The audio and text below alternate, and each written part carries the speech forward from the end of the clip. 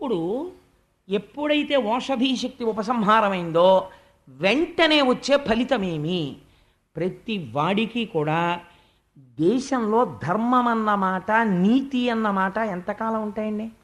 ఇక్కడ కడుపులోకి పదార్థం దొరికినంతసేపే. అసలు తినడానికి దొరకట్లేదు అనుకోండి, భాగవతం చెప్తాను రెండంటే ఎవడైనా వస్తారండి? ఎవ్వరూ రారు. ఏమవుతుందంటే వాడి ఇంట్లో అన్నం ఉందిట, బస్తాడు బియ్యం ఉన్నాయిట, మనం 1,000,000 మందిని చచ్చిపోతున్నాం అని తెలిసింది అనుకోండి, 1,000,000 మంది వెళ్ళి వాడిని చంపేసి బస్తా బియ్యం తెచ్చుకుని ఇందులో బలవంతులు మిగులుతారు, బలహీనులు చచ్చిపోతారు, పీక్కు తినేస్తారు. రాలేదండి? ప్రపంచంలో ఎన్ని దేశాల్లోనో ఇలాంటి పరిస్థితులు వచ్చాయి. ఆఖరికి తిన్నటువంటి ఎంగిలి విస్తరాకుని విసిరితే దానికోసం కుక్కలు కొట్టుకున్న రోజులు వచ్చాయి. ఎందువల్ల? దేవతల యొక్క ఆగ్రహము వలన. కాబట్టి ఏమైంది? దేశంలో ఎక్కడ చూసినా అసాంఘిక శక్తులు ప్రబలిపోయాయి. విశేషమైనటువంటి నేరముల సంఖ్య పెరిగిపోయింది, దొంగతనాలు పెరిగిపోయాయి. ఇవి చూశారు. చూసి ఋషులు సరస్వతీ నదీ తీరంలో సమావేశమయ్యారు. దీనికి కారణమేమి? యజ్ఞయాగాది క్రతువులు జరగకుండా రాజు చేస్తున్నాడు. ఏ రాజు యజ్ఞం చెయ్యాలో ఆ రాజే యజ్ఞం మానేశాడు. ఏ రాజు యజ్ఞయాగాదులు చేయించాలో ఆ రాజే యజ్ఞయాగాదులను మాన్పించేస్తున్నాడు. కాబట్టి ఏం చెయ్యాలి ఆలోచించారు. ఆలోచించి మన తపశ్శక్తి చేత రాజుని చంపేయగలం. కానీ మనం రాజుని చంపేసి ఏం చేస్తాం? రాజుని మార్చే ప్రయత్నం చెయ్యాలి. బీజదోషం ఎంత దారుణంగా ఉంటుందో చూడండి. కాబట్టి మహర్షులందరం వెళ్ళి వేణుడితో ఒక మాట చెప్దాం, అయ్యా నువ్వు ఇలా చేయకూడదు అని చెప్దాం. మారిపోతే సంతోషం, మారకపోతే ఇంకా రాజు ఉండకూడదు. కాబట్టి మన యొక్క తపశ్శక్తి చేత వాడిని సంహారం చేసేద్దాం అనుకుని బయలుదేరారు. వెళ్ళి వాళ్ళు అలా వ్యగ్రతతో మాట్లాడలేదు. వాళ్ళు రాజుకి ఆశీర్వచనం చేసి ఒక మాట చెప్పారు, అయ్యా రాజా, యజ్ఞయాగాదులు నువ్వు చేసి ఈ భూమిని రక్షించాలి, శ్రీ మహావిష్ణువు యొక్క అనుగ్రహాన్ని పొందాలి. నువ్వు చెయ్యడం లేదు. ఇది ఏమవుతుందో తెలుసా? ఏదో ఒకనాడు ఊదగా ఊదగా ఊదగా ఊదగా బుడగ పెరుగుతున్నట్టు కనపడుతుంది. పక్కన ఈశ్వరాలంబనము యొక్క ఆధారము లేనటువంటి ఐశ్వర్యము పెరిగిన బుడగ పెరిగి పెరిగి పేలిపోయినట్టు ఒక్కసారి మధ్యపతనం అయిపోతుంది. ఈ రాజ్యము కూడా నశించిపోతుంది. ఆ రోజు రానివ్వకయా యజ్ఞయాగాది క్రతువులను ప్రారంభం చేయి, ఈశ్వరుని యందు బుద్ధి మరల్చుకో అని చెప్పారు. చెప్తే ఆయన ఎంత దారుణమైన మాట అన్నాడంటే, అసలు వీళ్ళందరూ ఎక్కడుంటారు అని అడిగాడు. సూర్యుడు కానీ, ఇంద్రుడు కానీ, చంద్రుడు కానీ, ధర్మము కానీ, అగ్ని కానీ, లేకపోయినట్టయితే యమధర్మరాజు కానీ, వరుణుడు కానీ, కుబేరుడు కానీ, దిక్పాలకులు కానీ రాజు యొక్క శరీరమును ఆవహించి ఉంటారు. నేను తలుచుకున్నానా సోముడనవుతాను, మీ పట్ల ప్రసన్నుడనవుతాను. నేను ఆగ్రహించానా మీ పట్ల యముడనవుతాను. అటువంటి నేను యజ్ఞయాగాదులు నాకు చెయ్యండి అంటే మీకు కోపం వచ్చిందా? వచ్చి విష్ణువుకి యజ్ఞం చేయమంటున్నారా కనపడని వాడికి? మీరు చెప్పే మాట ఎలా ఉందో తెలుసా? ఎనయగజార కామిని నిజేషుని మృచ్చిలి జార పూరుషుం తన పతిగాతలంచుగతి తద్దయు మూఢమనస్కులై అర్చిన నరపాల రూపమున ధరించిన ఈశ్వరున నిరుంగక అమ్యుని భజీంపమీరిహ పరోన్నత సౌఖ్యములందరెన్నడు. మీరు ఋషులా? మీరు మునులా? మీరు ఎటువంటి వాళ్ళో తెలుసా? భర్త చాలా కష్టపడి ఆర్జన చేస్తే ఆ ఆర్జన చేసినటువంటి ద్రవ్యంతో భార్యని పోషిస్తుంటే భర్త తెచ్చిన సంపాదన చేత పోషింపబడుతూ జారుడితో తిరుగుతూ వ్యభిచారం చేసిన స్త్రీ ఎటువంటిదో మీరు అటువంటి వారు. నేను రాజ్యం చేస్తుంటే నా రాజ్యంలో ఉండి తపస్సులు చేసుకుని సుఖంగా ఉంటూ మీకు విష్ణువుకి యజ్ఞయాగాదులు చేస్తారా? మీకు వ్యభిచారులకు తేడా ఎక్కడుంది? ఇంకొకసారి నోరెత్తితే మీ కుత్తుకలు ఎగిరిపోతాయి అన్నాడు. అంటే అప్పుడు ఋషులు అన్నారు, ఇహ వీడు మారడు, వీడికి బోధ అనవసరం. కాబట్టి ఇప్పుడు ఏం చెయ్యాలి? ఇంకొకడైతే వాడి కర్మానికి వాడిపోతాడు, కానీ వీడి వల్ల మొత్తం రాజ్యం పోతుంది. కాబట్టి ఇప్పుడు ఇక వీడు ఉండడానికి వీల్లేదు. వీడు ఉండగా వేరొకడు రాజు కావడానికి ఉండదు. అందుకని వీడిని తీసేయాలి. కాబట్టి ఋషులందరూ హుంకారమును చేశారు. అంతే. అంటే ఒకసారి కోపమును తెచ్చుకుని అన్నారు, అంత మాట అని, అంతే చచ్చిపోయాడు. ఎందుకు వచ్చినటువంటి అల్లరి చెప్పండి? మహాత్ముల జోలికి చిట్ట చివరికి వెళ్ళి అహంకారం ప్రబలి ఏమవుతుందంటే ఇదిగో ఇదే అవుతుంది. నిర్దాక్షిణ్యంగా చెప్పేశాడండి వ్యాసుడు. ఇంత పుత్రకామేష్టికి పుట్టినవాడు ఋషుల హుంకారమునకు మరణించినాడు. కానీ ఒక గమ్మత్తు జరిగింది. సునీత ఆయన తల్లి గొప్ప మంత్రశక్తి కలిగినది. ఆవిడ దూరదృష్టితో ఆలోచించింది. రాజ్యానికి రాజు లేడు, ఈ వంశంలోంచి కదా రాజు రావాలి.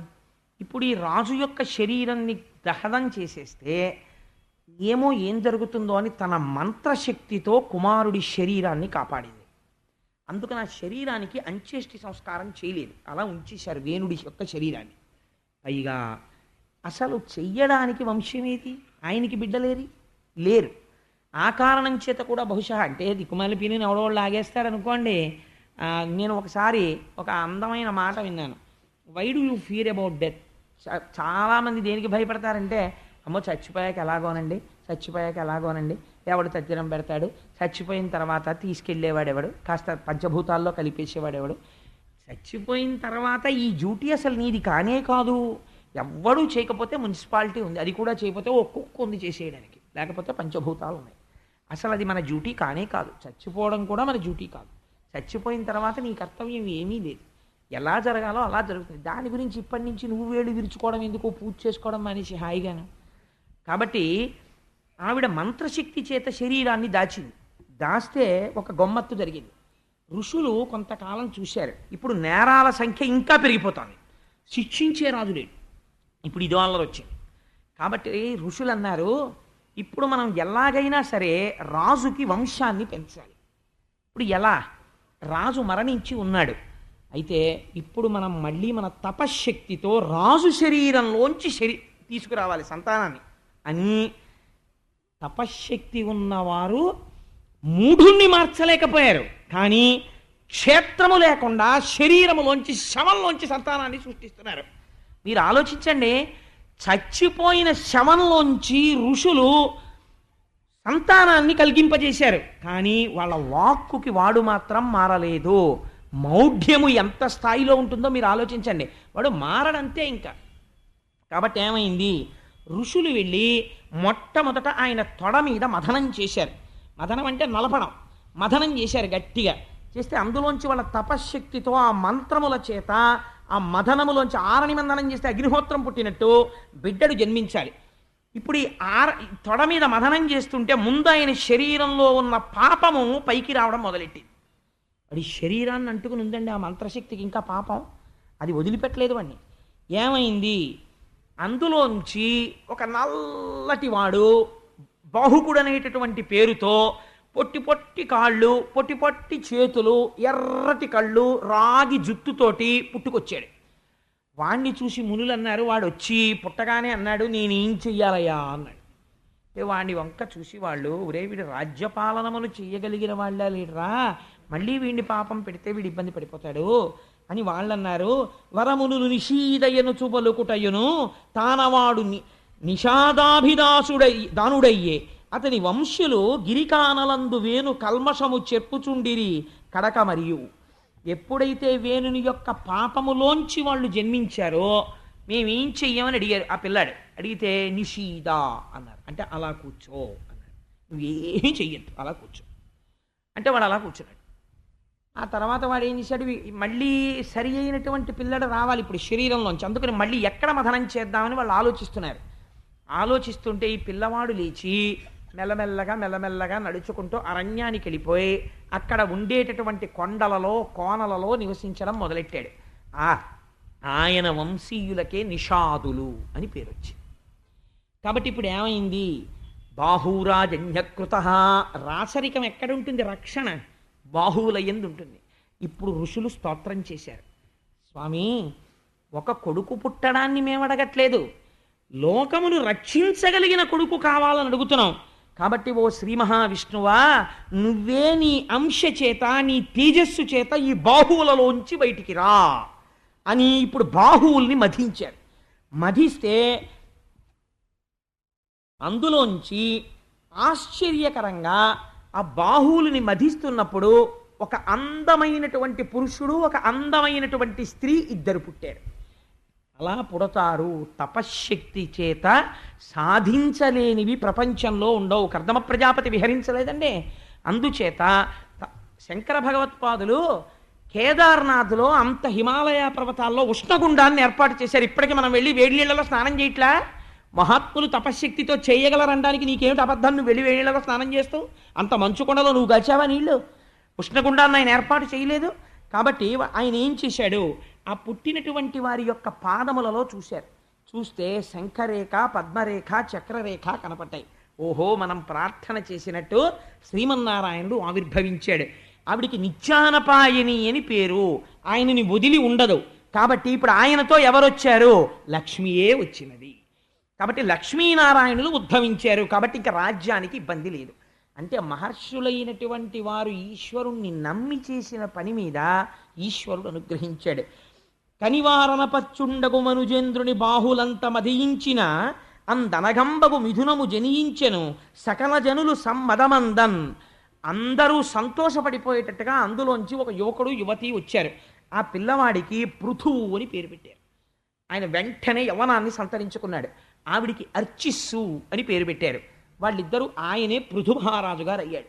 ఆయన విష్ణువాంశతో ఋషులు మధిస్తే పుట్టినవాడు కనుక ఆయన రాజ్యపాలనం చెయ్యడానికి కావలసిన ఉపకరణములు తమంత తాము గబగబా దిక్పాలకులు పట్టుకొచ్చారు. కుబేరుడు ఆయన కూర్చోడానికి కావలసిన సింహాసనం తెచ్చాడు. వరుణుడు గొడుగు తెచ్చాడు. వాయువు చామరం తెచ్చాడు. ధర్ముడు ఆయన మెడలో వేసుకునేటటువంటి సుగంధమాల తీసుకొచ్చాడు. బ్రహ్మగారు వేదమనబడేటటువంటి కవచాన్ని ఇచ్చారు. సరస్వతీదేవి మెడలో వేసుకునే హారాన్ని ఇచ్చింది. శ్రీ మహావిష్ణువు అంటే పూర్ణాంశతో ఉన్నటువంటి స్వామి శ్రీహరి సుదర్శనాన్ని ఇచ్చాడు. లక్ష్మీదేవి ఐశ్వర్యాన్ని ఇచ్చింది. పరమశివుడు దశచంద్రమనబడేటటువంటి కత్తినిచ్చాడు. ఇప్పుడు ఈ కత్తి పెట్టడానికి వర కావాలి. అందుకని పార్వతీదేవి శతచంద్రమనబడేటటువంటి వరనిచ్చింది. సోముడు గుర్రాన్నిచ్చాడు. త్వష్ట రథాన్నిచ్చాడు. అగ్ని ధనస్సునిచ్చాడు. సూర్యుడు బాణాన్నిచ్చాడు. సముద్రుడు శంఖాన్నిచ్చాడు. స్వామి జన్మించగానే సమస్త దేవతలు తమ శక్తులు ధారపోశారు. ధారపోస్తే ఇక్కడ పొంగిపోయి పృథు మహారాజు గారు పరిపాలన చెయ్యడం కోసమని సింహాసనం మీద కూర్చున్నాడు. కూర్చోగానే వందిమాగదులు స్తోత్రం చేశారు. స్తోత్రం చేసి, అయ్యా నువ్వు అంతవాడివి, మహానుభావ, సాక్షాత్ విష్ణువాంశలో జన్మించిన వాడివి, నువ్వు ఈ లోకమును సుభిక్షంగా పరిపాలిస్తావు, నీ పాదముల యందు పద్మరేఖ హలరేఖ కనపడుతున్నాయి. ఆయన అన్నారు, నేను ఇప్పుడే పుట్టాను, అప్పుడే మీరు నన్ను స్తోత్రం చేస్తారేమిటి? నారాయణుణ్ణి స్తోత్రం చెయ్యండి, నేను ఏదైనా సాధించిన తరువాత నన్ను స్తోత్రం చెయ్యండి అన్నారు. వాళ్ళన్నారు, మేము కేవలం వంది సూటుడు అంటే అదే పనిగా అర్థం ఉన్నా అర్థం లేకపోయినా పొగిడేవాళ్ళం కావు. మేము భూత భవిష్యత్ వర్తమాన కాలములను తెలుసుకుని పొగిడేవాళ్ళం. నిన్ను ఎందుకు పొగుడుతున్నామో తెలుసా? నువ్వు ఈ భూమి పంట పండడం కోసం నీ ధనస్సు యొక్క కొన చేత పర్వతములను పగుల కొట్టి భూమిని అంతటినీ సమతలం చేస్తావు. భూమిని ధేనువుగా మార్చి ఓషధుల్ని పిండుతావు. సనకసనందనాది మహర్షుల చేత జ్ఞానమును పరచి మోక్షాన్ని పొందుతావు. శ్రీహరి దర్శనాన్ని పొందుతావు. భవిష్యత్తు తెలుసు కనుక నిన్ను పొగిడామన్నారు. అప్పుడు వాళ్ళకి బహుమానములనిచ్చి సంతోషించాడు. అంటే రాజు వెనకాతల ఉండేటటువంటి వారు నిష్కారణంగా అదే పనిగా పొగిడేవాళ్ళు కాదండి. వాళ్ళు వంశ చరిత్ర చెప్తూ ఉంటారు. ఈ రాజు తప్పు చేయకుండా నీ వంశంలో ఫలానా రాజు ఇలా చేశాడు, ఫలానా రాజు ఇలా చేశాడు అని చెప్తూ ఉంటారు. చెప్తూ ఉంటే అయ్యో అటువంటి వంశంలో పుట్టాను, నేను తప్పు చేయకూడదని రాజుకి సర్వదా జ్ఞాపకం ఉంటుంది. అటువంటి మహాపురుషులు వాళ్ళు. అందుచేత పృథు మహారాజు గారు సింహాసనం మీద కూర్చోగానే ప్రజలందరూ వచ్చారు. మహానుభావ, ఇన్నాళ్ళు మాకు చెప్పుకోవడానికి ఎవరు దిక్కు లేడు, ఇవాళ నువ్వు మాకు దిక్కు దొరికావు కాబట్టి నీకు చెప్పుకుంటున్నాం. ఆకలితో అన్నమో రామచంద్ర అని అలమటించిపోతున్నాం. మాకు తినడానికి పిడికెడు అన్నం లేదు, ఎందుకంటే ఓషధీ శక్తులన్నీ వెనక్కి వెళ్ళిపోయాయి. మేము ఇవాళ పంట పండిద్దామన్నా పంటలు పండట్లేదు, నువ్వు మమ్మల్ని అనుగ్రహించవలసింది అన్నారు. అంటే పార్వతీదేవి శాకాంబరి అయినట్టు వెంటనే పృథు మహారాజు గారు తన ధనస్సు పట్టుకుని రథం ఎక్కి భూమిని వెంబడించాడు. అసలు ఈ భూమి అన్నది పంట పండుతుందా పండదా, నా యొక్క బాణశక్తి చేత ఈ భూమిని భిన్నం చేస్తానన్నాడు. అంటే పృథు మహారాజు గారి యొక్క ఆగ్రహాన్ని చూసి భూమి గోరూపాన్ని పొంది పరిగెడుతోంది. భయపడి పరిగెడుతుంటే ఏ దిక్కుకు పరిగెడితే ఆ దిక్కుకు ఎదురొచ్చాడు. ఎదురొస్తే అప్పుడు గోవు ప్రార్థన చేసింది, స్వామి నువ్వే ఒకనాడు యజ్ఞవరాహమై నీ దంష్ట్రలతో భూమిని పైకెత్తావు. నువ్వే ఈ భూమిలోంచి అన్ని రకములైనటువంటి శక్తులు, ఏ శక్తులు కావాలన్నా భూమిలోంచి వస్తాయండి. అన్ని శక్తులు ఇందులోంచి వచ్చేటటువంటి అదృష్టాన్ని నాకు కటాక్షించావు. కానీ నేను ఇందులో ఉండేటటువంటి ఓషధీ శక్తుల్ని బ్రహ్మగారు మొట్టమొదట ఈ భూమండలాన్ని స్వయంభౌమనుకి ఇచ్చేటప్పుడు ఈ భూమికి ప్రత్యుత్పత్తి చేసి ప్రజలకి అన్నం పెట్టగలిగినటువంటి శక్తిని ఓషధీతత్వము అనబడేటటువంటి పేరుతో తెచ్చి నాలో పెట్టి ఆశీర్వదించి తన చేత్తో ముట్టుకున్నాడు. అందుకని నాకు ఈ శక్తి వచ్చింది. నేను దీన్ని దేనికి కాపాడమని చెప్పాడు? మళ్ళీ యజ్ఞయాగాదులు చేస్తారు, అందుకని నువ్వు పంటలు పండి వారికి అందించని చెప్పాడు. కానీ ప్రజలు ఏం చేస్తున్నారు? ఇప్పుడు ఎవ్వడూ యజ్ఞయాగాదులు చెయ్యలేదు. వేణుడు చెయ్యవద్దన్నాడు, ప్రజలు మానేశారు. యజ్ఞయాగాదులు మానడం ఎంత ప్రమాదం వస్తుందో భాగవతం చెప్తోంది. అనుపమ మఖకర్మక్రియ అనయము లేకుండుట నేననాధృతనగుచున్ జననాయక ఈ లోకము ఘన చోరీభూతమగట కనుగొని ఎంతన్ సమనాది సిద్ధి కొరకై తవిలి తదీయౌషధీవితతులను ధరణీధవా ఏనప్పుడు గ్రసించితి అవియును నాయందు జీర్ణమయ్యకడంగం. పృథివీ అంది వీళ్ళందరూ దొంగలైపోయారు. దొంగ అంటే ఏమిటో తెలుసా అండి?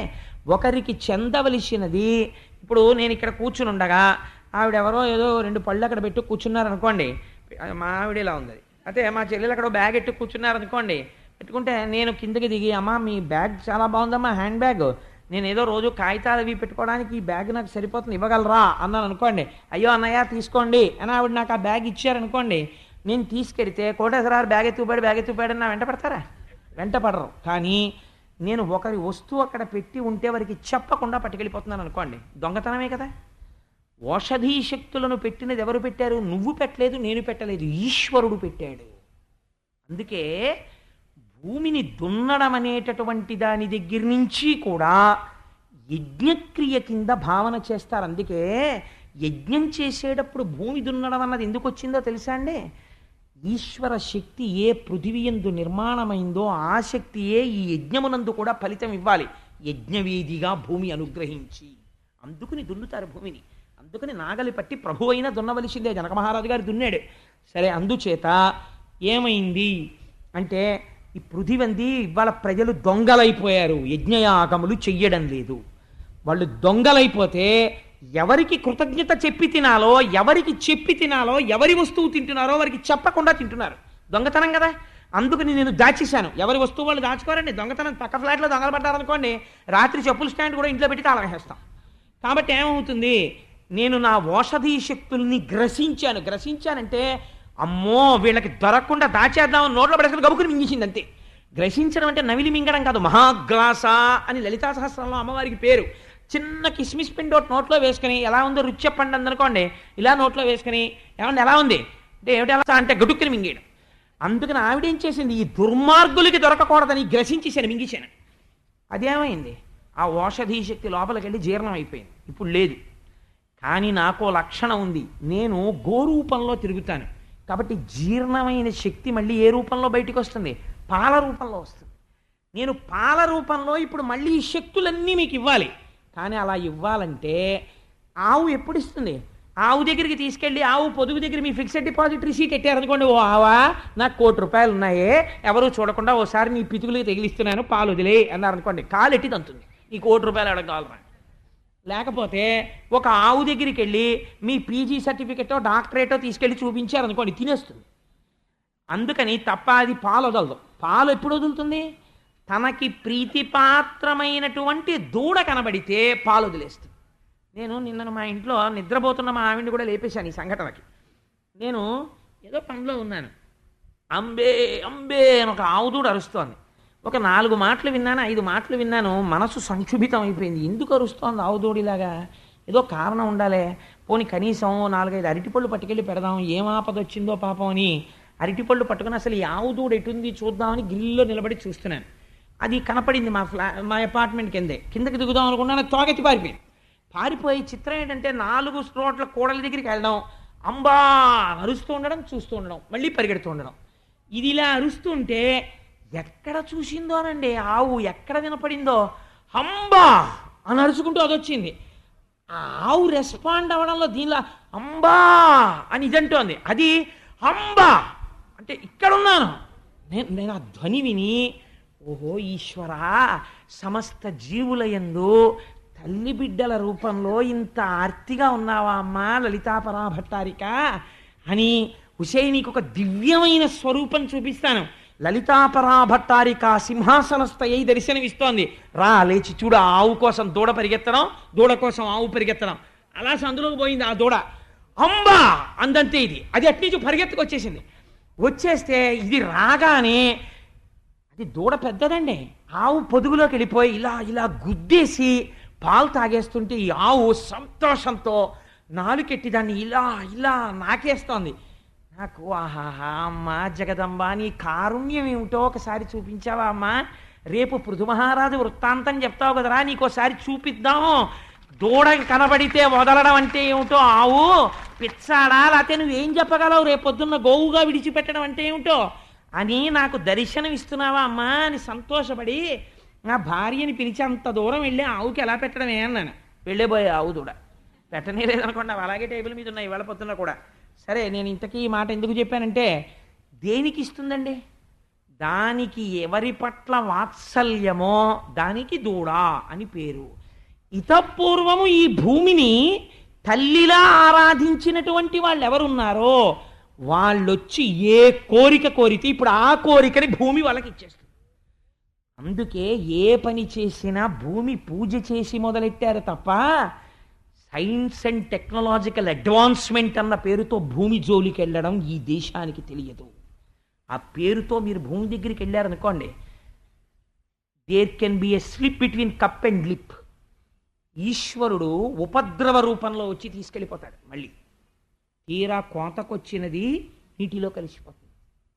ఇందువల్ల పుడమి పట్ల నీకు ఆరాధనాభావము కన్నా నీ దిక్కుమాలిన మేధాశక్తితో నువ్వేదో చేయగలను అనుకున్నావు. ఏది ఇప్పుడు ఆపరా చూస్తానని ఒక పెద్ద తుఫాను వస్తుంది.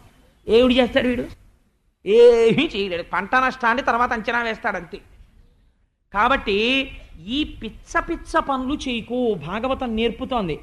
ఎవరు భూమి పట్ల నమస్కారము చేసిన మహాపురుషులు ఉన్నారో వాళ్ళని చూస్తే భూమి పరవశించిపోతుంది. తల్లి అయి కాపాడుకుంటుంది. అందుకే లేవగానే భూమికి నమస్కారం చేసి లేవాలి పిల్లలు. తల్లిదండ్రులు ప్రయత్నపూర్వకంగా పిల్లలకు ఒక విషయం నేర్పుకోవాలండి. ఏ నక్షత్రంలో పిల్లలు పుట్టినా ప్రతి నక్షత్రానికి గండకాలం ఉంటుంది. గండకాలంలో పిల్లలకి ఎటువైపు నుంచైనా ఆపద రావచ్చు, మీరు చెప్పలేరు. పిల్లలు ఆటోలో పెడుతుండగా రావచ్చు, రిక్షాలో పెడుతుండగా రావచ్చు, సైకిల్ మీద పెడుతుండగా రావచ్చు, స్కూల్లో ఉండగా రావచ్చు. మీరు ఎలా రక్షిస్తారు? అమ్మ రక్షించాలి, గోవు. అందుకని పిల్లలకు ఒకటి నేర్పుకోవాలి తల్లిదండ్రులు. అమ్మా, నిద్ర లేవగానే కాలు పెట్టి దిగుతావు కదా, ఒక్కసారి భూమిని రెండు చేతులతో కళ్ళకద్దుకుని సముద్రవసనే దేవీ పర్వత స్తనమండలే విష్ణుపత్ని నమస్తుభ్యం పాదాహతిం క్షమస్వమే. అమ్మ, నువ్వు మా అమ్మవమ్మా, కాలుతో తన్నాను, నాకు ఇంతకన్నా దిక్కు లేదు, అమ్మ నన్ను రక్షించు అని అడిగితే అమ్మగా రక్షణ చేస్తుంది తన దూడ చేసుకుని. కాబట్టి ఆవంది అది జీర్ణమైపోయి పాలైపోయాయి ఇప్పుడు నాలో. ఇప్పుడు నేను మళ్ళీ మీకు ఎన్ని రకాల శక్తులు కావాలో అన్నిటినీ వదిలిపెడతాను. నువ్వు అడుగుతున్నావు కాబట్టి, నువ్వు మహానుభావుడవు కనుక, నువ్వు రాజ్యక్షేమమును కోరిన వాడివి కనుక పృథు నీకోసం విడిచిపెడతాను. కానీ ఒక్క కండిషన్, నువ్వు భూమిపతివి. పృథు మహారాజు గారు వచ్చి దూడగానించుంటానంటే కుదరదు. ఎందుకని? ఆయన భూమిపతి రాజు. అందుకని ఇప్పుడు దూడ రూపంలో ఎవరైనా రాగలరా?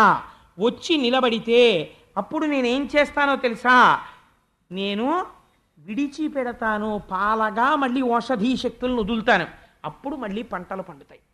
ఎవరిని తీసుకొస్తావు దూడగా అంటే ఆయన అన్నాడు, చాలా సంతోషం అమ్మా ఇప్పుడు నువ్వు చెప్పిన మాటకి, లేకపోతే నిన్ను నువ్వులు గింజలంత నరికవతల పారేసి నా శక్తితో, నా యోగ శక్తితో భూమిని నిలబెట్టాలనుకున్నాను. నువ్వు మళ్ళీ అనుగ్రహిస్తానన్నావు, తల్లి నీకు నమస్కారం. అందుకని నీకు దూడగా స్వయంభో మనువుని తీసుకొస్తానన్నాడు. ఆయన భూమిని ఎంత గొప్పగా పరిపాలించినవాడో. స్వయంభౌమనువు పేరు వినగానే ఆవిడంది, షహబాష్, ఆయన్ని దూడగా రమ్మనంది. స్వయంభౌమనువు దూడగా వచ్చి ఆ శిరములను ఒక్కసారి కదిపాడు. భూమి యొక్క గోస్వరూపమైన శిరములను కదిపాడు. ఇప్పుడు ఎలా రావాలి మళ్ళీ ఆ ఔషధీ శక్తి భూమికి? మళ్ళీ ఒక్కసారి లోపల ప్రేమ కలిగి ఆ శిరమలలోంచి పాలు కారిపోయి, ఇప్పుడు పితకగలిగిన వాడు ఉండాలి. ఇప్పుడు ఈ ఔషధీ శక్తిని ఎవరు పితకాలి? మనువును దూడజేసి గరిమన్ నిజపాని తలంబులీల దోహనముగ చేసి అందు సకలౌషధులం పితికెన్ క్రమంబునంతనరగ తద్విధంబునను తత్పృథువత్సలయైన భూమి ఎందనయము వారు వారును ప్రియంబగు కోర్కెలు పొందిరున్నతిన్. ఎవరు పితకడం కోసమని ఆవుని పిలిచాడో వాడే పితకాలి. అందుకని పృథు మహారాజు గారు వెళ్ళి దాని పొదుగు దగ్గర కూర్చున్నాడు. ఇప్పుడు ఈ ఔషధీ శక్తుల్ని తట్టుకోగలిగినటువంటి పాత్ర కావాలి. అటువంటి పాత్ర సృష్టిలో ఎక్కడుంటుంది? తన చేతిని పాత్రగా చేసి తన చేతితో పాలు పితికాడు. పితికి ఈ పాలు చల్లాడు. అంతే, వెంటనే పంటలు పండి అందరికీ ఆకళ్ళు తీరిపోయి భూమి సస్యశ్యామలమైంది. ఇప్పుడు ఆకలి ఎక్కువ, సస్యస్య పండేటటువంటి భూమి తక్కువ. భూమిని పెంచలేరు. భూమిని ఇబ్బంది పెట్టి భూమి కళ్ళల్లో కారాలు కొట్టి పండమని అడగలేదు. ఎలా అడిగాడో చూడండి. పృథువు తన ధనస్సుని చేతపట్టి ఉంచి ధనస్సు యొక్క చివరి భాగంతో కొన్ని పర్వతాలని పడగొట్టి సమానం చేశాడు భూమిని. చేస్తే కొన్ని వేల హెక్టార్లు భూమి మళ్ళీ వ్యవసాయ యోగ్యమైంది. దీని మీదకొచ్చి నీరు నిలబడింది. విశేషమైన పంటలు పండాయి. పృథివిలో ఉన్నటువంటి వాళ్ళందరూ చాలా సంతోషించారు. పృథువు ప్రజలని రక్షించడానికి వ్యవసాయంలోను ఒక కొత్త ప్రయోగం చేసిన వాడివి కనుక, పంటల విషయంలో నా వాత్సల్యమును లోకమునకు చూపించి ఎగిరిపోయిన ఔషధీ శక్తులను మళ్ళీ ప్రభవింపచేసిన వాడివి కనుక, నువ్వు తండ్రివి, నేను కూతుర్ని, నీ పేరు నేను పెట్టుకుంటాను. నన్నింత వాత్సల్యంతో పేరు తెచ్చావు కనుక, నువ్వు నాకు పుడమికి భర్త వంటి వాడివైనా నీ వాత్సల్యమును కూతురుగా అనుభవించాను కనుక నేను పృథివీ అని పేరెట్టుకుంటానని భూమికి పృథు మహారాజు గారు పిండితే పృథివీ అన్న పేరు వచ్చింది. ఆ పేరు గుర్తు పెట్టుకుంటే మనకి నోటికి తినడానికి తిండి ఎక్కడ ఉందో గుర్తొస్తుంది.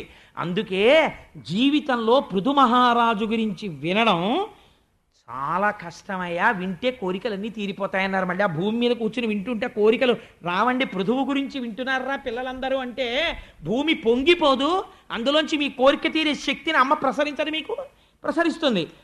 ఈయన ఎప్పుడైతే పిండుకున్నారో ఇంకా కోరికలు ఉన్న వాళ్ళు ఉన్నారు. వీళ్ళందరూ వచ్చారు, దేవతలందరూ పరిగెత్తుకొచ్చారు. ఇంద్రుణ్ణి దూడగా వదిలేరు. ఇంద్రుణ్ణి దూడగా వెళ్తే వాళ్ళకేం విడిచిపెట్టింది అమ్మ అంటే వీర్యము, ఓజము, ఋతము అనబడేటటువంటి మూడింటిని విడిచిపెట్టింది. వాటి పేర్లు వినండి చాలు, ఎందుకంటే వాటి గురించి ఇప్పుడు చెప్పాలంటే అది చాలా పెద్ద క్లాస్ అయిపోతుంది. అందుకని అదో పెద్ద ఉపన్యాసం. అందుకని సహనము లేదా వీర్యము, ఓజము, ఋతము, ఇదే సత్యం త్రత్తేన పరిశించామి. బ్రాహ్మణుడు భోజనం చేసేటప్పుడు సత్యము ఋతముగుగాక అని, రాత్రి ఋతము సత్యముగుగాక అని అడుగుతుంటాడు. సరే, అందుచేత దేవతలు ఇంద్రుణ్ణి దూడగా చేసుకుని ఈ మూడు పిండుకున్నారు. అసురులు అంటే రాక్షసులు ప్రహ్లాదుండి దూడగా చేసుకుని లోహపాత్రలో 3 రకాల సుర పిండుకున్నారు. గంధర్వులు, అప్సరసలు విశ్వావసుని దూడగా వదిలి పద్మంలోకి సౌందర్యాన్ని, మద్యాన్ని పిండుకున్నారు. అందుకే పద్మం అంత సౌందర్యంగా ఉంటుంది. సరే, పితృగణములు ఆర్యముని దూడగా చేసి పచ్చిమట్టి పాత్రలో కవ్యం పిండుకున్నాయి, అంటే శ్రాద్ధకర్మలో ఉపయోగించేటటువంటి పదార్థాన్ని. ఆ తర్వాత సిద్ధులు కపిల మహర్షిని దూడగా చేసి ఆకాశం అనేటటువంటి పాత్రలోకి సిద్ధులు పిండుకున్నారు. అందుకే వాళ్ళు ఆకాశగమనం అవి చేయగలుగుతూ ఉంటారు. కింపురుషులు మయుణ్ణి దూడగా చేసి యోగం అనే పాత్రలోకి ధారణ అనే శక్తిని పిండుకున్నారు. యక్ష, భూత, పిశాచాది గణములు రుద్రుణ్ణి దూడగా చేసుకుని కపాలంలోకి రక్తాన్ని పిండుకున్నారు. పాములు తక్షకుణ్ణి దూడగా చేసుకుని తమ పుట్టలనబడేటటువంటి పాత్రలలోకి పురుగులు, ఫలములు అనబడేటటువంటి వాటిని పిండుకున్నాయి. వృక్షాలు తమ పటలు అంటే ఆ చెట్లకి పెద్ద పెద్ద పొరల్లా ఉంటాయి కదా, అటువంటి వాటిల్లోకి ఆ పట్టలలోకి రసాల్ని పిండుకున్నాయి. అందుకే చెట్లు ఇప్పటికీ మనకి అన్ని రకాల రుచులు చెట్టుల్లోంచే వస్తాయి. కుంకుడు చెట్టు, మామిడి చెట్టు పక్క పక్కన పెట్టినా కుంకుడుకాయ చేదుగానే ఉంటుంది, మామిడి పండు తీయగానే ఉంటుంది. ఆనాడు పిండుకున్నాయి పృథివీ అనబడే గోవులోంచి. ఆ శక్తే ఇప్పటికీ చెట్లకుంది, ఉండి మనకి రసపోషణం చేస్తున్నాయి. ఇలాగా పృథు మహారాజు గారు ఆనాడు ఎవ్వరూ చెయ్యనటువంటి విజయాన్ని సాధించి భూమండలాన్ని అద్భుతంగా పరిపాలన చేస్తున్నాడు. ఇత పూర్వం ఎన్నడూ ఎరగరు. అందరూ ఎక్కడ చూసినా పరమ సంతోషంతో ఆనందంగా జీవితాలు గడుపుతున్నారు. చొరభయం లేదు. ప్రభువు మంచి దండన శక్తితో ఉన్నాడు. ఇటువంటి స్థితిలో ఆయన 100 అశ్వమేధయాగములు చెయ్యాలి అని సంకల్పం చేశాడు. బ్రహ్మావర్తము అని స్వయంభవమును పరిపాలించినటువంటి ప్రాంతమునకు వెళ్ళి సరస్వతి దృషద్వతి అనబడేటటువంటి రెండు నదుల మధ్య ప్రాంతంలో యజ్ఞశాల కట్టి 99 అశ్వమేధయాగములు చేశాడు. ఇక్కడే మీరు ఒక గొప్ప రహస్యాన్ని పట్టుకోవాలి. ఆయన పృథు మహారాజు గారే అవ్వచ్చు. లోకాన్ని సంతోషపెట్టాడు, అంతవరకు బాగుంది. తను తరించాలి కదా. తను తరించడం అన్నది ఒకటి ఉంది కదా. ఎన్ని యజ్ఞాలు చేస్తాడు? యజ్ఞాల వల్ల ఏమొస్తుంది? పుణ్యం వస్తుంది. పుణ్యం ఏమవుతుంది? కొన్నాళ్ళకి క్షీణించిపోతుంది. క్షీణించిపోతే ఏమైపోతాడు? మళ్ళీ కింద పడిపోతాడు. కాబట్టి ఇప్పుడు ఆయన సంస్కరింపబడాలి. ఈ యజ్ఞాలు ఎన్ని చేసేస్తావు? ఆ కర్మకి ఒక అంతం ఉండాలి. అందుకని 99 యజ్ఞములైన తర్వాత 100వ యజ్ఞం చేస్తున్నారు. చేస్తుండగా దేవేంద్రుడు ఒక విచిత్రమైనటువంటి రూపంతో పెద్ద పెద్ద జటలు కట్టుకుని వచ్చి ఆ యాగాశ్వాన్ని ఎత్తుకుని పారిపోతున్నాడు. పారిపోతుంటే అత్రి మహర్షి కనిపెట్టారు. ఎత్తుకుపోతున్నవాడు ఇంద్రుడే. బాణం వేసి ఆ గుర్రాన్ని వెనక్కి తీసుకురమ్మన్నారు. పృథు మహారాజు గారి కొడుకు బయలుదేరాడు. కానీ జటలు కట్టుకుని ఋషివేషధారిలో ఉన్నవాడి మీద బాణం వేయడానికి అనుమానపడ్డాడు.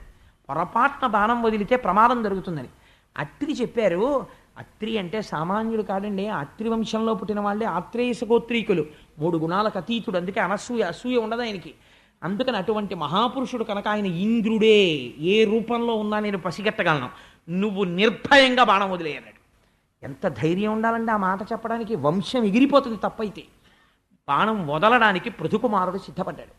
ఇంద్రుడు భయపడిపోయి ఆ రూపాన్ని, ఆ అశ్వాన్ని విడిచిపెట్టి పారిపోయాడు.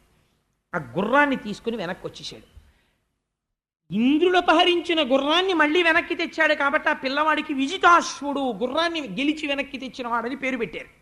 మళ్ళీ యజ్ఞం జరుగుతోంది. ఒకరోజు యజ్ఞం జరుగుతుంటే ఇంద్రుడు తన శక్తితో చీకట్లు కమ్మెట్టి చేసేశాడు. ఆ గాఢాంధకారంలో ఉండగా మళ్ళీ యాగాశ్వాన్ని అపహరించి వెళ్ళిపోతున్నాడు. వెళ్ళిపోతుంటే ఈసారి మళ్ళీ అత్రి కనిపెట్టారు. ఆ వెళ్ళిపోవడం ఈసారి ఎలా వెళ్ళిపోతున్నాడు? ఖట్వాంగం పట్టుకుని వెళ్ళిపోతున్నాడు. అంటే ఒక ఎముక చేత్తో పట్టుకుని దాని మీద పుర్రె బోర్లించి పట్టుకుని వెళ్ళిపోతున్నాడు. వెళ్ళిపోతుంటే అటువంటి వాడు సాధారణంగా మాంత్రిక శక్తులు కలిగినటువంటి వాడై కొంత సాధన చేసిన వాడు అవుతాడు. లేదా బ్రహ్మహత్యాపాత విముక్తి కోసమని వెడుతున్న సాధు పురుషుడు కూడా అలా పట్టుకుంటుంటాడు. అందుకని అలా వెడుతున్నాడు కాబట్టి ఇతన్ని వధించాలా వధించవద్దా అని అనుమానపడుతున్నాడు పృథుకుమారుడు. ఏమీ బెంగ పెట్టుకోక్కర్లేదు, ఇంద్రుడే వేసేయి బాణం అన్నాడు. మళ్ళీ బాణం తీశాడు. ఇంద్రుడు ఈసారి కూడా పగబట్టాడు, బాణం వేసేస్తున్నాడు. ఆ రూపాన్ని అక్కడ వదిలి గుర్రాన్ని వదిలి పారిపోయాడు. గుర్రాన్ని తెచ్చేశాడు. కానీ ఆ వదిలిపెట్టబడినటువంటి రూపమునకు పాఖండ రూపము అని పేరు. అది పాఖండము అంటే పాపఖండము. అందులోంచి పాషండులు పుట్టారు.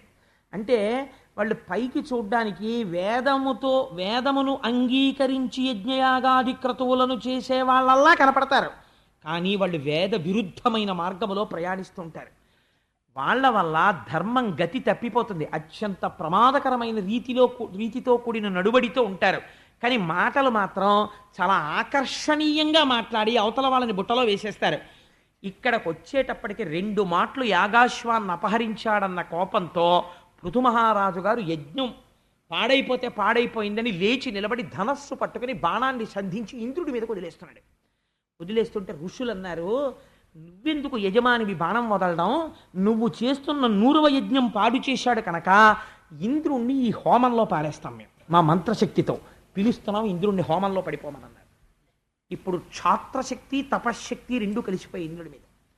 ఇప్పుడు ఆయన రక్షింపబడాలి. ఎవడు రక్షిస్తాడండి? చతుర్ముఖ బ్రహ్మగారు పరిగెత్తుకొచ్చి అన్నారు, రే మీరిద్దరూ పొరపాటు పడ్డారా? మీకింత తపశ్శక్తి ఉన్నది ఇంద్రుడిని అగ్నిహోత్రంలో బారేయడానికే? పృథువు నీకింత గొప్ప క్షాత్రశక్తి ఉన్నది ఇంద్రుడిని బాణం వేసి కొట్టేయడానికే? మీరిద్దరూ చేసింది పొరపాటే అన్నారు. ఆశ్చర్యకరంగా సభలోకి పూర్ణాంశతో శ్రీ మహావిష్ణువు వచ్చారు. వస్తే పృథువు స్తోత్రం చేసి నమస్కరించాడు. గరుడ వాహనం దిగారండి. గరుడ వాహనం మీద కూర్చుని దిగితే ఆయన అన్నారు, ఇది మీరు చాలా జాగ్రత్తగా వినాలండి ఈ విషయాన్ని, ఇది పెద్ద మలుపు పృథు మహారాజు గారి జీవితంలో. ఆయన అన్నారు, పృథు, ఇప్పటికి నువ్వు 99 అశ్వమేధాలు చేశావు, ఇంకొకటి చేస్తావు, ఏమవుతుంది? అంకె పెరుగుతుంది. 100 చేశావు. 100 చేయడానికి 99 చేయడానికి ఏమైనా తేడా ఉందా? ఈ కర్మకి అంతం ఏమైనా ఉంటుందా? ఇలా జరిగిపోతుంటుంది. 99 అశ్వమేధయాగములు చేసి నువ్వేం తెలుసుకున్నావు? నీకేమీ తెలియలేదు. ఎందుకని? ఇంద్రుడు అడ్డొచ్చాడు కాబట్టి ఆయన్ని చంపవతల పారేస్తానంటున్నావు. అంటే నీకు దేహాత్మాభిమానం ఉండిపోయింది. నీ కొరకు నువ్వు చేసే పని ఒకటి ఉన్నది, దానికి అడ్డొచ్చిన వాడు నావాడు కాడు, వాణ్ణి చంపేద్దాం. ఇలా చేసిన కర్మలు, ఎన్ని కర్మలు చేస్తే అంత శుద్ధి ఏర్పడినట్టు? ఎన్ని అశ్వమేధాల యాగాలు చేసి ఫలితం ఏమిటి? దేహాత్మాభిమానాన్ని గెలవాలి మనిషి. కర్మ దేని కొరకు అంటే లోపల యోగ్యతాసిద్ధిని పొంది ఈశ్వరుణ్ణి ప్రతిష్ఠ చెయ్యాలి. నువ్విప్పుడు ఇంద్రుడు యాగాశ్వాన్ని అపహరించి 100వ యజ్ఞము జరగకుండా చెయ్యడంలో ఏ ఈశ్వరాజ్ఞ ఉన్నదో అని నమస్కరించి విడిచిపెట్టి ఉంటే నువ్వు బ్రహ్మజ్ఞాని అయిపోదు. ఇంద్రుడి మీద బాణం వెయ్యడంలో దేహాత్మాభిమానంతో కిందకి జారిపోయావు. ఎందుకు 99 అశ్వమేధయాగాలు? అందుకని నాయన, ఇంద్రుడి పట్ల క్రోధం పెంచుకోవడం కాదు, అతడు ఎందుకు చేశాడో నువ్వు గుర్తించావా? నీ ఎందు జ్ఞానము కలగాలని ఇది జరిగింది తప్ప ఇంద్రుడు అమర్యాదగా ప్రవర్తించలేదు. పైకి దోషంలా కనపడుతోంది. అందుకని ఇంద్రుడితో స్నేహం చెయ్యి. నువ్వు చేయవలసింది ఇంద్రుడి మీద కాదు బాణం వేయవలసింది. నీకు బోధ చెయ్యడం కోసం ఇంద్రుడు విడిచిపెట్టినటువంటి రూపము అప్పుడే పాషండులు పుట్టి పాషండ మత వ్యాప్తి చేసేస్తున్నారు. అప్పుడే కొన్ని వేల మంది పాషండులు అయిపోతున్నారు. ఆ మాటలు విని సంతోషపడిపోయి నువ్వు ఇప్పుడు ఈ పాషండ మతాన్ని నాశనం చేయి నీ బాణం పట్టుకుని అంటే గబగబా ఇంద్రుడితో స్నేహం చేశాడంటే వైదికమైన ధర్మ ప్రచారము మెల్లగా జరుగుతుంది సత్యం కాబట్టి. అసత్య ప్రచారం చాలా తొందరగా జరిగిపోతుంది. ఎందుకంటే అసత్యం చాలా ఆకర్షణీయంగా ఉంటుంది కాబట్టి ఏమైంది? పాషండుల మీదకి బాణం వేయవలసి వచ్చింది. అప్పుడు శ్రీహరి యొక్క పాదపద్మములను పట్టి, మహానుభావా, నాకు ఇంతటి ఉపకారం చేశావు, నీ యొక్క దర్శనము చేత నాలో ఉన్నటువంటి అజ్ఞాన రాశి దగ్ధమైంది. నాకు నీ యొక్క దర్శనమును కటాక్షించి ఇంత జ్ఞానబోధ చేసినటువంటి నీకు నేను ఏ విధంగా పూజ చెయ్యగలను అని అడిగాడు. మనకి పృథు మహారాజు గారిలో ఉన్న గొప్పతనం ఏమిటో తెలుసా అండి? కేవలం గోవుగా చేసి పితకడం కాదు. మనకి 9 విధ భక్తులున్నాయి. శ్రవణం, కీర్తనం, విష్ణోస్మరణం, పాదసేవనం, అర్చనం, వందనం, దాస్యం, సఖ్యం, ఆత్మనివేదనం అని. శ్రవణం వినుట, ఎవరిలా వినాలి? పరీక్షిత్తులా విని పరీక్షిత్తు మోక్షం పొందాడు. వినడం అలా వస్తే చాలా మోక్షం వస్తుంది. కీర్తనం, పరవశించి చెప్పుకోవడం. ఎవరిలా చెప్పుకోవాలి? శుకుడిలా చెప్పుకుని మోక్షం పొందేశాడు శుకుడు. కీర్తనం, విష్ణోస్మరణం, తలుచుకోవడం. ఎవరిలా తలుచుకోవాలి? ప్రహ్లాదుల్లా తలుచుకు మోక్షం పొందేశాడు ప్రహ్లాదుడు. పాదసేవనం, అయ్యవారి పాదములు సేవించడం అంటే అర్చన చెయ్యడం. అర్చన చెయ్యడానికి ఎవరిని చెప్తారు? పాదసేవనం. అయ్యవారి యొక్క పాదసేవనానికి ఎవరు? లక్ష్మీదేవి. అర్చనం, శ్రవణం, కీర్తనం, విష్ణోస్మరణం, పాదసేవనం, అర్చనం, పూజ చెయ్యడం. పూజ చేయడానికి ఎవరిని చెప్తారో తెలుసా అండి? పృథు మహారాజు గారు. వందనం, నమస్కారం. అక్రూరుడు ఎదర దశమస్కంధంలో విందురుగాని అక్రూరుడు నమస్కారం ఎలా ఉంటుందో. వందనం, సఖ్యం, స్నేహం అర్జునుడు. అందుకని శ్రవణం, కీర్తనం, విష్ణోస్మరణం, పాదసేవనం, అర్చనం, వందనం, దాస్యం హనుమ. వందనం, దాస్యం, సఖ్యం, ఆత్మనివేదనం బలిచక్రవర్తి. 9 రకాల భక్తులకి 9 మంది ప్రతీకలు ఉన్నారు.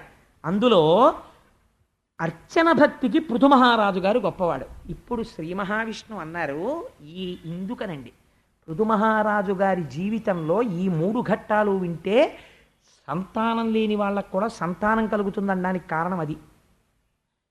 శ్రీ మహావిష్ణువు అన్నారు, నీకు ఏ వరం కావాలో కోరుకోవయ్యా. ప్రపంచంలో ఒక ఆశ్చర్యకర సంఘటన ఉంటుంది. వరం ఇచ్చి నేను వెళ్ళిపోతాను. నిన్ను చూస్తుంటే వదిలిపెట్టి వెళ్ళలేక గరుడుమంతుడి మీదకి ఎక్కి దిగిపోవడం కింద దిగిపోయి ఆయన మీద చెయ్యేసుకుని నేను అలాగే నిలబడి నిన్ను చూస్తున్నాను. నువ్వు ఇంతటి ధార్మికుడివి, ఇంతమందికి అన్నం పెట్టావు, భూమిని గోవును చేసి క్షీరములు పిండావు, నాయనా నీకే వరం కావాలన్నారు. అంటే ఆయన అన్నాడు, స్వామి నన్ను మళ్ళీ మోహ పెడదాం అనుకుంటున్నావా? నాకెందుకు స్వామి వరాలు? నాకు అక్కర్లేదు. నాకు ఏ వరం కావాలో తెలుసా? ఘనమగుదేవ ఈవెరమె కాదు మహాత్మక వాగ్వినిర్గితంబగు తావకీన చరణంబుజచారు మరంద రూపమై తనరిన కీర్తియున్ విని ముదంబును పొందగలేని మోక్షమైనను మది కొరనొల్లా అఘనాశ రమేశ సరోజలోచన. తండ్రి నాకు మోక్షం కూడా అక్కర్లేదు. నాకు కావలసింది ఏమిటో తెలుసా? నీ పాదార విందములను గూర్చి వర్ణన చేసి నీ గురించి స్తోత్రం చేస్తుంటే, నీ కథలు చెప్తుంటే అలా విని పొంగిపోయేటటువంటి స్థితి నాకు చాలు తప్ప మోక్షం వస్తే నీలో కలిసిపోయి మళ్ళీ నాకు ఆ శ్రవణానందం దొరకదు. ఈశ్వరుడి కథలు చెప్తుంటే పొంగిపోతూ వినే అదృష్టం ఎక్కడ ఉంటుంది? అందుకు నాకు ఆ అదృష్టం చాలు, అందుకు నాకు వరం అక్కర్లేదన్నాడు. ఎవరు అనగలరండి? అందుకే మన వాళ్ళు ఒక విచిత్రమైన ఉదాహరణ చెప్తారు. ఈశ్వర కథకున్న గొప్పతనం ఏమిటంటేట, ఈశ్వరుడి గురించి కథ చెప్తున్నారు అనుకోండి, అయ్యయ్యో వీళ్ళందరూ పాపం ఎంత బాగా వింటున్నారో అని గభాలన ఆకాశంలోంచి ఈశ్వరుడు కిందకి దిగాడు అనుకోండి. దిగితే ఇలా ఒకసారి చూసి ఇలా ఇలా తట్టి నేనే వచ్చాను అంటున్నాడు అనుకోండి. ఆ పక్కన ఉన్న వాళ్ళని, కాసేపు ఆగవయ్య బాబు, నువ్వే అయితే అయి ఉండొచ్చు కన్నా కథ అని ముందంటారట. ఈశ్వరుడి కన్నా ఈశ్వరి కథ గొప్పగా ఉంటుందిట అయింది. అందుచేత ఈశ్వర నీ కథలు వినగలిగినటువంటి అదృష్టాన్ని నాకు కల్పించు అని సృష్టిలో ఎవరు కోరని కోరిక ఒకటి కోరాడండి పృథు మహారాజు గారు. ఎంత చిత్రమైన కోరికో చూడండి ఇది. జగదీశ దేవయుష్మత్వద కైంకర్య పరతదనర్చు సాగరతనూజ కృత్యంబునందు అకిల్బిషబుద్ధినే ప్రీతి కోరుట జగన్మాతయైన ఆ రమా సతితోడి వైరమవశ్యంబు కల్గు అయినను దయాకార నీవు దీనవత్సులుడవు కాన స్వల్పంబైన అధికంబు చేయుదవు గాన భవ్య చరిత నిజ స్వరూపంబునందు అభిరతుడవైన నీవు నన్నదరించు పగిది ఇంగిరనదరింపవు మహాత్మ భక్త జనలోక మందార భవవిదూరా. స్వామి, ఇంతకాలం నుంచి లోకంలో ఒక నానుడి ఉన్నది. ఏమిటా నానుడి అంటే, లక్ష్మీ మహీత దునరూప నిజానుభావ నీలాది దివ్య మహిషీకర పల్లవానాం ఆరుణ్య సంక్రమణత కిలసాంధ్ర రాగౌ శ్రీవేంకటేశ చరణౌ శరణం ప్రపత్యే. స్వామివారి పాదసేవ చెయ్యడం అంటే లక్ష్మీదేవి చేయగలదు. అంత గొప్ప సేవ చేస్తుందని ఒక పేరు. ఇవాళ నేను ఒక వరం అడుగుతున్నాను. ఏమిటో తెలుసా వరం? నీ పాదాల్ని అంత పూనికతో అర్చించేటటువంటి లక్ష్మీదేవికి ఇప్పుడు నేను అడుగుతున్న వరం వల్ల నాకు అమ్మవారికి దెబ్బలాట వచ్చి తీరుతుంది. అయినా కూడా నువ్వు నా వైపే మొగ్గుతావు. ఎందుకో తెలుసా? ఇంతకాలం నుంచి లక్ష్మీదేవి సేవలు పొందేవుగా, ఆవిడ సేవలు లేకపోతే నీకు పూర్ణత్వం ఏం తగ్గిపోదుగా. అల్పమైనటువంటి వాడు కోరినా కూడా అధికమైనది నువ్వు ఇస్తావు. అలా ఇవ్వడంలో నీ గొప్పతనం ఉంది. అప్పుడే నీ గుణాలు ప్రకాశిస్తాయి. నేను ఒకటి అడుగుతున్నాను, ఏమిటో తెలుసా? లక్ష్మీదేవి ఇంతకాలము నిన్ను ఎలా అర్చన చేసిందో అంతకన్నా గొప్పగా అర్చించగలిగిన శక్తి నాకు కటాక్షించు. వీడు ఎత్తుకుపోయాడు రా నాకున్నటువంటి అదృష్టాన్ని, నా కైంకర్యాన్ని అని అమ్మవారికి నా మీద కోపం వచ్చి మాకు దెబ్బలాట వస్తే రావచ్చుగాక. కానీ మా అమ్మ కదా సంతోషపడిపోయి ఒప్పుకుంటాడు. స్వామి, నేను అలా పూజ చెయ్యగలిగిన శక్తి నాకి అన్నాడు. ఇది పూజనిష్ట అంటే పృథు మహారాజు గారిది. అందుకే మనకి షోడశోపచారాలు వచ్చాయండి. పూజ తరించిపోతాడు పూజ చేసేటప్పుడు. ఆవాహయామి అంటే స్వామి రండి అని పిలుస్తాడు. నిజంగా స్వామి వచ్చినట్టు హస్తయోహ అర్ఘ్యం సమర్పయామి. ఇప్పుడు రేపు పొద్దున్న లక్ష్మీదేవి కళ్యాణం విన్న తర్వాత మీరు చేదురు కానీ పూజ హస్తయోహ అర్ఘ్యం సమర్పయామి, అమ్మ చేతులు కడుక్కో, పాదయోహ పాద్యం సమర్పయామి, స్వామి కాళ్ళు కడుక్కోండి. అలా అనగానే మీరు ఏం చేయాలి? మీ పిల్లాడైతే ఊరుకుంటారా? మీ అమ్మగారు నాన్నగారు అయితే ఊరుకుంటారా? గబగబా ఉత్తరం ఇచ్చి అమ్మ చేతులు తుడుచుకో, నాన్నగారంటే కాళ్ళు తుడుచుకోండి అని గబగబా తుడిచేసేరు. అందుకని ఆ కాళ్ళు చేతులు తుడిచేసి స్వామి కూర్చోండి స్నానం చేయండి అని చెప్పి అమ్మవారికి చక్కగా స్నానం చేసేసిన తర్వాత మంచి మానసికంగా పచ్చటి పట్టు పీతాంబరం ఇస్తే అమ్మవారు పట్టు బట్ట కట్టుకుని అయ్యవారు పట్టుబట్టలు కట్టు కూర్చుంటే చక్కగా ఇలా విభూతి పెట్టి ఇద్దరికీ కస్తూరి తిలకాలు పెట్టి అమ్మవారికి ఎంత మాత్రం జ్వాల లేకుండా సాంబ్రాణి పొగ అమ్మవారి కేశపాశం దగ్గరికి వెళ్ళి వేస్తే ఆ సాంబ్రాణి పొగతో అమ్మవారి నల్లటి జుత్తంతా పొగవాసన పట్టేస్తే మీరు ఎంతో అందంగా అమ్మవారికి కేశపాశం ముడేసి అందులో చంపకాశోక పున్నాక సౌగంధిక లసత్కచ బంగారు పాత్రలోంచి దండలు తీసి ఓయ్ రే నీకు ఇంత బాగా ముడేయడం ఎప్పుడు వచ్చింది రోయ్ అని అమ్మ నవ్వుతుంటే, ఏమిటనుకుంటున్నావు మన అబ్బాయి అంటే వాడికి అన్ని విద్యలు వచ్చు అని స్వామి నవ్వుతుంటే అమ్మ ముడిలో చక్కగా మీరు అమ్మవారికి పుష్పమాలలో అలంకారం చేసి మంచి మంచి వజ్రాల నగల పెట్లు తీసుకొచ్చి అక్కడ పెట్టి మానసికంగా చేయడానికి దరిద్రం ఏమిటండి? సర్వాభరణాన్ సమర్పయామి. ఒక్కసారి ఆగి నిన్న పెట్టిన నగలు ఇవాళ లేవు, ఎన్ని నగలో మీరు తీసి అమ్మవారి చెవులకి పెట్టి ఆ చెవుల యొక్క ఆ కింద దుద్దు కనపడుతుంది, అమ్మవారి చెవికి ఆ దుద్దు పెట్టి పుష్యరాగాలతో ఉన్నది ఇలా శీల తిప్పుతుంటే మెత్తటి అమ్మవారి చెవి ముట్టుకున్నట్టు, అమ్మ మెడలో హారాలు వేసినట్టు, ఆవిడ మెడలో చక్క మల్లెపూల దండలు జాజి దండలు వేసినట్టు, అయ్య మెడలో మందారమాలలు వేసినట్టు, అప్పుడు సర్వాభరణాన్ సమర్పయామి. ఎంతసేపు మీరు ఎంతసేపు రమించగలిగితే అంతసేపు. అంతా అయిన తర్వాత పాదముల వరకు మంజీరములు అన్నీ పెట్టేసిన తర్వాత మీకు మానసికంగా ఒక ఆర్ట్ వచ్చేస్తుంది. ఎవరికీ తెలియదు మీరు అలా అలంకారం చేయగలరని. అలా మీరు అలంకారం చేసేయగలరు, ఎందుకంటే అంగాంగములు మీకు తెలుసు. అలా మీరు అమ్మవారిని అమ్మ చేయి జాపమ్మా అని గబగబా పెట్లోంచి తీసేసి అమ్మవారికి 5 వేళ్లకి ఉంగరాలు పెట్టేసి బొట్టన వేలుతో సహా, ఎంత ఎర్రటి వేళ్ళమ్మా ఒకసారి చేయి తల మీద పెట్టు అని తల మీద పెట్టించేసుకుని అయ్యవారికి కంకణాలు పెట్టేసి ప్రాతర్నమామి పరమేశ్వర బాహుదండాన్ ఖట్వాంగశూల హరిణాహ పినాకయుక్తాన్ గౌరీ కపోలకు చరంజిత పత్ర రేఖాన్ అని. అయ్యా స్వామి చూసావా చెయ్యికి ఇంకా వదలలేదు, రాత్రి పడుకున్నప్పుడు అమ్మవారి బుగ్గలు నిమిరావు, ఆ బుగ్గలకున్న కస్తూరి వేళ్ళకు అంటుకుంది, రేపొద్దున బయట అందరూ చూశారంటే అమ్మవారి బుగ్గలు అంటుకుంది అనుకుంటారు, తుడిచేసుకో అని గబగబా ఉత్తరీయం పెట్టి తుడిచేసి ఇలా ఒకసారి అర్ఘ్యపాత్రలో ఉత్తరీయం ముంచి ఆ వేళ్ళు మెల్లగా తుడిచేసి బాగున్నాయి ఇప్పుడు తెల్లగా అని చెప్పి మీరు పొంగిపోతున్నారు అనుకోండి, తలుపు చప్పుడైంది అనుకోండి మండిపోతుంది. అందుకే పెద్దలు ఆరాధన చేసుకున్నప్పుడు వెళ్ళకండి అంటారు. మీరు పొంగిపోతూ ఇదంతా అయిన తర్వాత అప్పుడు స్నానం అయిపోయింది, ఓ పాత్ర పెట్టి 2 పాదాలు పెట్టి మీ భార్య బంగారు కలశంతో నీళ్లు పోస్తుంటే మిమ్మల్ని కట్టుకున్నందుకు ఆవిడ ఉద్ధరింపబడేది. అప్పుడు ఆవిడ వంట చేస్తూ ఉంటుంది, కానీ ఇక్కడ బంగారు చెంబు పట్టుకొచ్చి ఆవిడేమో నీళ్లు పోస్తూ ఉంటుంది, మీరేమో అయ్యవారి తెల్లటి పాదాలు కంకణాలు పైకెత్తి కడిగేసి అమ్మవారి పాదాలు కడిగేసి ఈ లత్తుక గంధం కరిగిపోయిన నీళ్లు తీసి ఇక్కడ పెట్టి అకాల మృత్యుహరణం సర్వవ్యాధి నివారణం సమస్త పాపక్షేకరం శ్రీ పార్వతీ పరమేశ్వర పాదోదకం పావనం శుభం అని ఉద్ధరిణితో తీసుకుని ఇలా పోసుకుని ఇలా తాగేసి మానసికం రా ఇలాగా అని ఆవిడ చెంబు అక్కడ పెట్టేసి ఆవిడ ఇలా పవిట కొంగులో పట్టుకుని నిలబడి తీసుకోకూడదు, కూర్చుని చక్కగా ఇలా ఆవిడ పడితే ఆవిడకు 3 మాటలు పోస్తే ఆవిడ కూడా పుచ్చేసుకున్నాక చూసావా మన స్వామి ఇంట్లో చక్కగాను అని మీరిద్దరు ఆ తీర్థం పుచ్చేసుకుని స్వామి తినండి ప్రసాదం మధ్య పానీయం సమర్పయామి, మెల్లిగా తినండి వెక్కిళ్ళు వస్తాయి, ఏమిటా కంగారు ఎక్కడికి వెళ్ళిపోరలేండి భక్తులు అని మీరు శాసించి, భక్తుడికి స్వతంత్రం ఉండాలండి, కాసి నీళ్ళు ఇచ్చి అలా గబగబా మళ్ళీ పరిగెత్తేయకండి ఎక్కడో రాక్షసులు వచ్చారని, ఉత్తరాపోసనం సమర్పయామి మళ్ళీ కాసి నీళ్లు తాగండి, హస్తయోహో అర్ఘ్యం సమర్పయామి చేతులు కడుక్కోండి, ఓసారి కాళ్ళు కడుక్కోండి, తాంబూలం వేసుకోండి.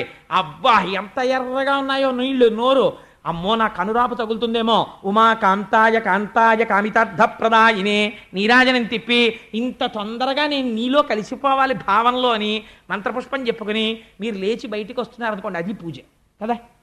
కాబట్టి ఇప్పుడు ఎక్కడ పూజ, బాహ్యమునందా ఆంతరమునందా? ఇది పృథువు చేశాడు, మార్చి మార్చి మార్చి మార్చి అనుభవించాడు. రేపు వామనమూర్తి యొక్క విషయంలో మీరు విందురు గాని నూత్ర మర్యాదంచెందు కరంబు క్రిందగుట అంటారు పోతన గారు, ఒక అద్భుతమైన మాట. అదే ఉపచారాలు కానీ భక్తుడు మార్చి మార్చి మార్చి మార్చి ఆ సమాధిలో ఆ మానస పూజలో అనుభవించేస్తుంటాడు. కాబట్టి అటువంటి అర్చన చేశాడు పృథువు. అర్చన చేస్తే ఈశ్వరుడు ఆయన పట్ల విశేషమైనటువంటి ఆనందాన్ని పొందాడు. పొంది ఒకనాడు సత్రయాగం చేసి సత్రయాగంలో అందరికీ కూడా వారి వారి విధులను గూర్చి ప్రసంగం చేశాడు. బ్రాహ్మణుడు ఎలా జీవించాలో, క్షత్రియుడు ఎలా జీవించాలో, భూమిని ఎలా రక్షించాలో. ఇప్పుడు ఏమైంది, కర్మయందు శుద్ధి కలిగింది. కర్మయందు శుద్ధి భక్తికి దారితీసింది, అపారమైన భక్తి వైరాగ్యానికి దారితీసింది. ఇవన్నీ కాదురా శాశ్వతం, ఈశ్వరుడి పాదాలు పట్టుకోవాలన్న వైరాగ్య బుద్ధి అంకురించింది. కొడుకులు పెద్దవాళ్ళు అవుతున్నారు, ఇప్పుడు జ్ఞానం ఇవ్వాలి.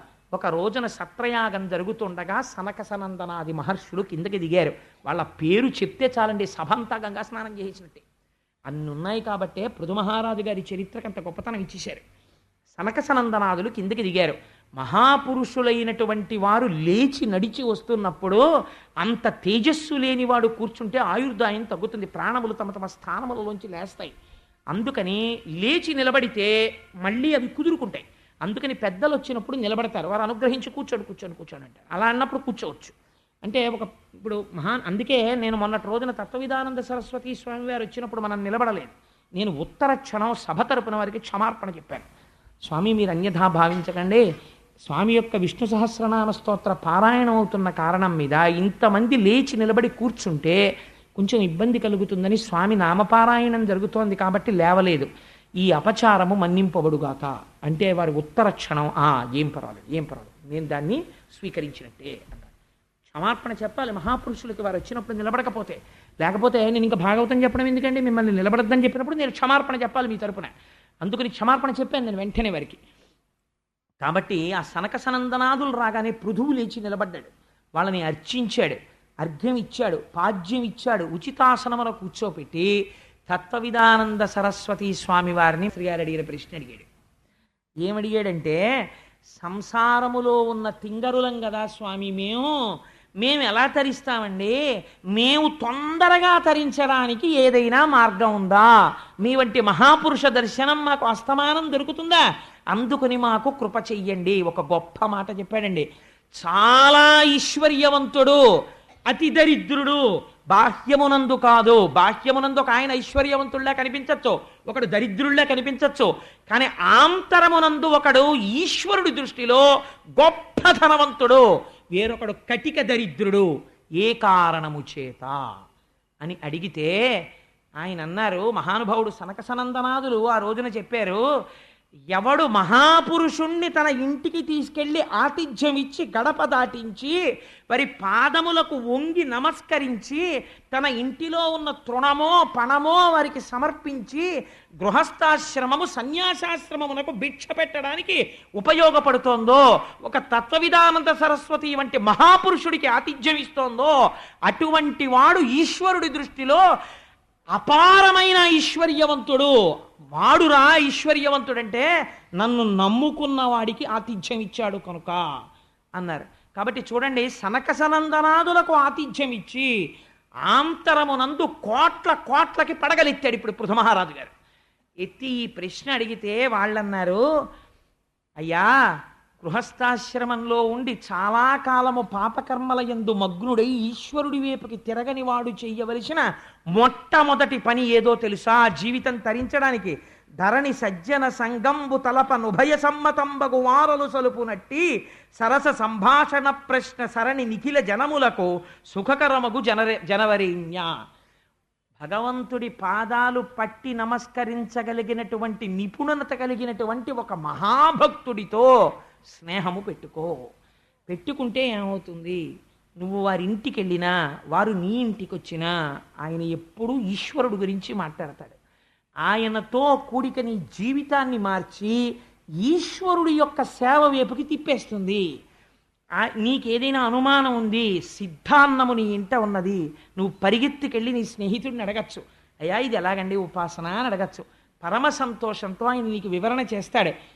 భాగవతులతోడి స్నేహము ఏనుగు తొండం ఇలా తిరుగుతూ ఉంటే అంకుశంతో పొడిచినట్టు భాగవతులు మనస్సుని ఈశ్వరుడి వైపుకి తిప్పేస్తారు. తిప్పితే ఏమవుతుంది? ఇప్పటి వరకు నీటి ఒడ్డున మొలిచిన గడ్డి నీటిని లాగేసినట్టు ఇప్పటి వరకు ఇంద్రియాలు కాలమునందు ఉన్న సమయమును లాగేసినవి ఇప్పుడు ఈశ్వరుడి వైపుకి తిరిగి శమదమాది సంపత్తి భక్తి వైరాగ్యము కలుగుతాయి. మెల్లమెల్లగా నీ పని ఏమైపోతుంది?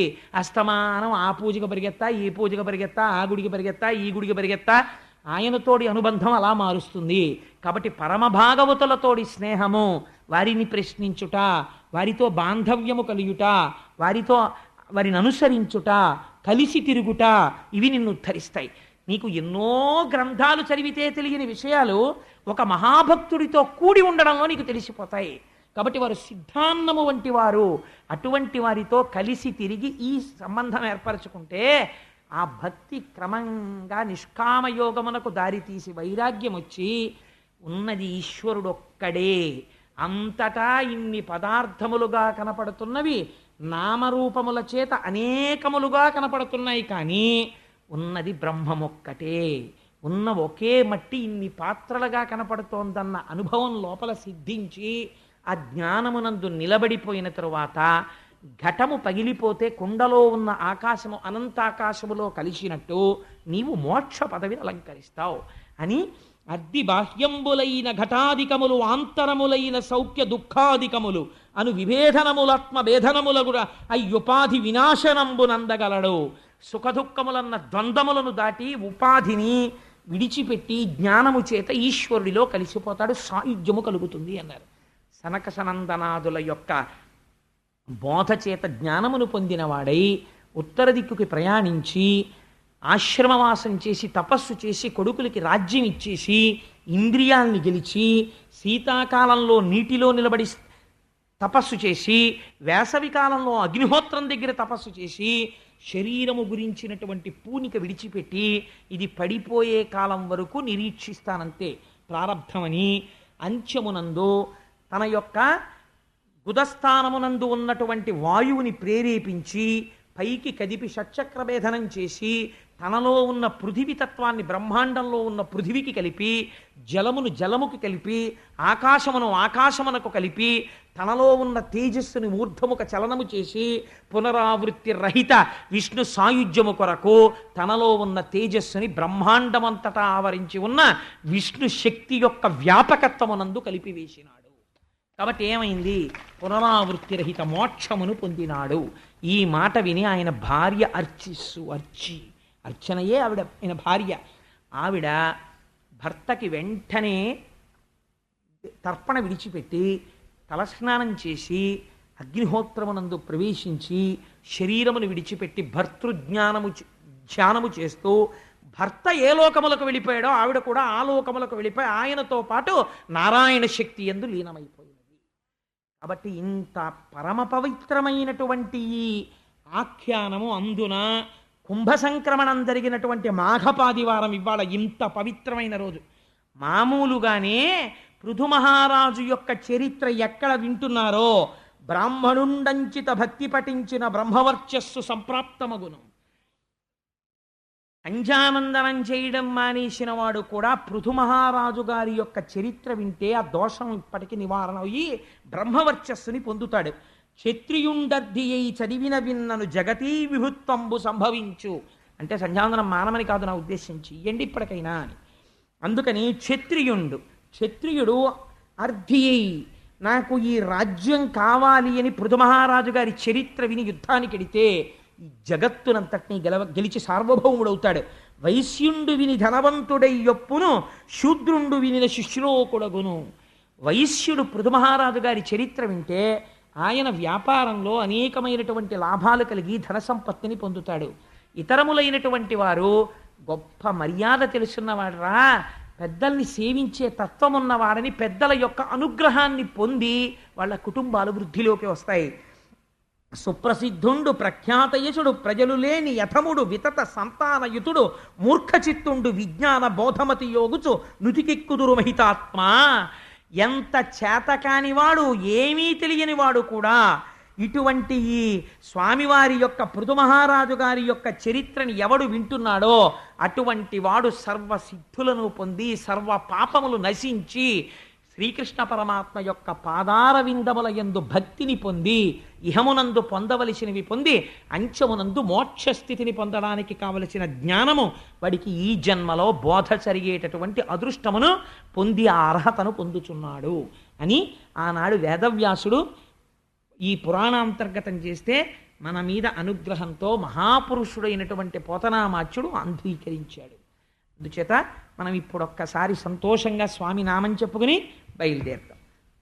రేపటి రోజున మహాపురుషులైన ఎవరి గురించి వింటే జీవితాలు తరిస్తాయో అందున రేపు సోమవారం అసుర సంధ్య వేళ వృషభుడు, భరతుడు ఇటువంటి వారికి సంబంధించిన ఆఖ్యానములను రేపు వివరణ చేస్తాను. ఇంకా తర్వాత ఇంకా మా తల్లి లక్ష్మీ కళ్యాణం, క్షీరసాగర మథనం ఇవన్నీ ప్రారంభం అవుతాయి. శ్రీముద్రాంకిత గోవింద ధరణీనాయక గోవింద సహస్రనామ గోవింద భక్తరక్షక గోవింద నిత్య కళ్యాణ గోవింద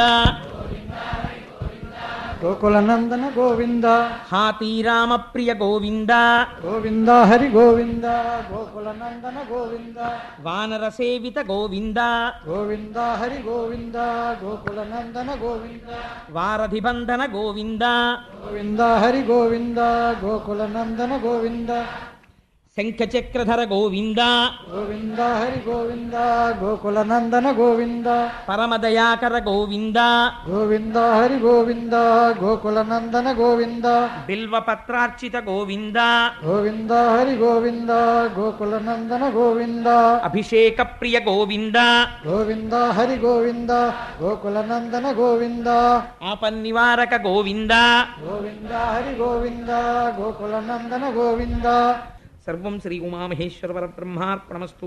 స్వస్తి.